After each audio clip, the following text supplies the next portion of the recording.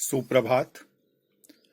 कल हम लोग सेमुसी पुस्तक का प्रथम पाठ सूची पर्यावरण पढ़ना शुरू किए थे। उसका पहला वीडियो आप लोगों तक भेजा जा चुका है। आज हम लोग उसी पाठ का दूसरा पाठ पढ़ेंगे, जहां श्लोक संख्या 4, 5, 6 और 7 को शामिल किया गया है। साथ ही शब्दार्थ भी शामिल किया जाएगा। यदि कोई समझने में दिक्कत हो तो आप डायरेक्टली पूछ भी सकते हैं, हमारे फोन नंबर पर बात भी कर सकते हैं। फिर भी मैं आपको समझाने का प्रयास कर रहा हूं। और चौथे श्लोक को हम लोग अभी पुनः पढ़ेंगे। किंचित कालम नय माम अस्मात् नगरात् बहुदूरम प्रपश्यामि ग्रामान्ते निर्झर नदी पयः पुरम एकांते कांतारे क्षणम अपि मे स्यात् संचरणम। अर्थात लेखक कहते हैं कि मुझे इस नगरीय संस्कृति से, शहर से कुछ समय के लिए बहुत दूर ले चलो। मैं गांव की सीमा को, झरनों को, नदियों को और जलाशयों को देखना चाहता हूं। जंगलों में रुककर मैं भ्रमण करना चाहता हूं। किंचित कालम, कालम का अर्थ है समय।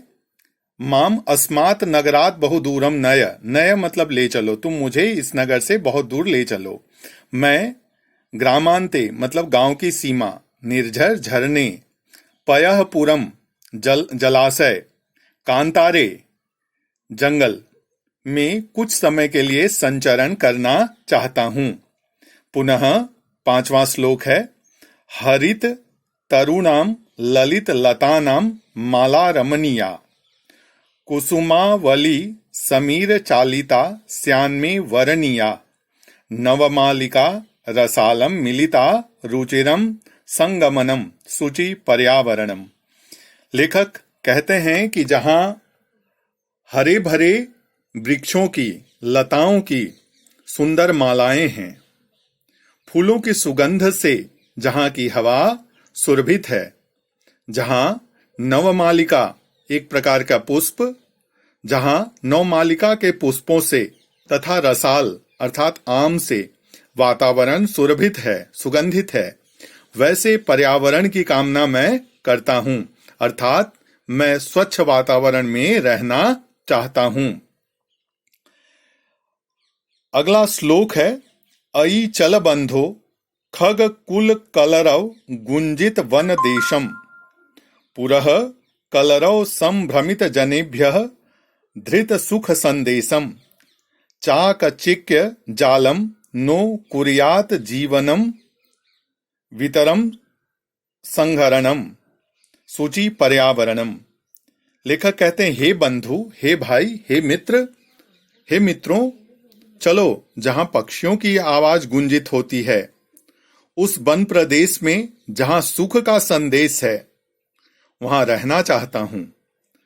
इस विद्युत से चमकते हुए नगरीय जीवन में, विद्युत से चमकते हुए अर्थात जहां प्रकाश फैला हुआ है, जहां जीवन बहुत व्यस्त है, उस जीवन में जीवन नष्ट न हो जाए, जीवन तबाह न हो जाए, इसलिए वह कल्पना करता है कि हमें शुद्ध पर्यावरण में चलना चाहिए और वह शुद्ध पर्यावरण की कामना करता है।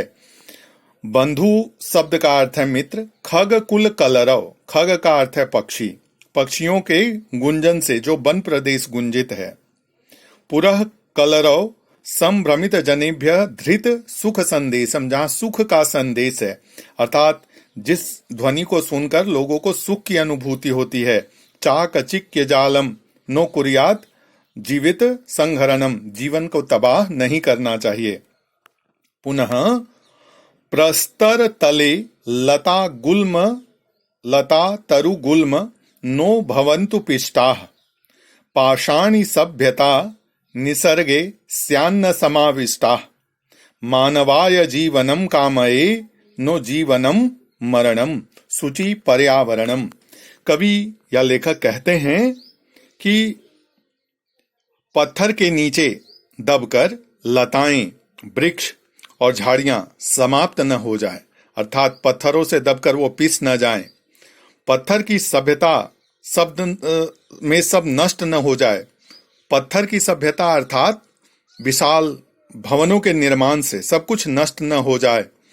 अतः मानव जीवन की कामना करता हूं, मृत्यु की नहीं। मैं मनुष्य के लिए या पशु पक्षियों के लिए जीवन की कामना करता हूं, मृत्यु की कामना नहीं करता हूं। अतः मैं शुद्ध पर्यावरण की कामना करता हूं, और वह पर्यावरण हमें नगर से दूर ही मिलेगा। अर्थात प्राचीन संस्कृति को देखकर या कुछ समय पहले की स्थिति को देखकर कवि की कल्पना सार्थक करनी चाहिए। हम सबको भी अपने आसपास पेड़ पौधे लगाने चाहिए। मानव जीवन के कल्याण के लिए पत्थरों की सभ्यता से थोड़ा दूर रहना चाहिए।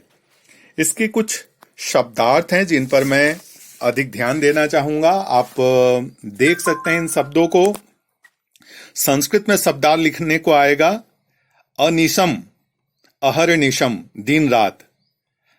कलायास चक्रम, लौह चक्रम। तनु का अर्थ है शरीरम। वक्रम, वक्रम का अर्थ है कुटिलम, टेढ़ा कहते हैं। दुर्दांत या दुर्दांतई, भयंकरई। दशनई शब्द का अर्थ है दंतई। जनग्रसनम, जन भक्षणम। धूमः शब्द है, अग्निवाह उसे कहते हैं। सकटियानाम, वाहनानाम, मोटरयानानाम। ध्वानम, ध्वनि। संसरणम, संचलनम। भृशम मतलब अत्यधिकम। भक्ष्य मतलब खाद्य पदार्थ। और समलम, मलेन युक्तम। कुछ अन्य शब्द भी हैं, जैसे ग्रामांते, ग्रामस्य सीमायाम। पयः पुरम, जलाशयम। कांतारे, वने। रुचिरम, सुंदरम। खगकुल, पक्षिणाम कुलम। प्रस्तर तले, शिलातले। पाषाण तले, पत्थर के नीचे। निसर्गे, प्रकृत्याम। लेखक सबको प्रकृति में रहने की कामना करता है। यह चैप्टर में जो भी आपको प्रश्नव्य हो आप पूछ सकते हैं। पुनः कल प्रश्नोत्तर के साथ मैं एक वीडियो भेजूंगा। धन्यवाद।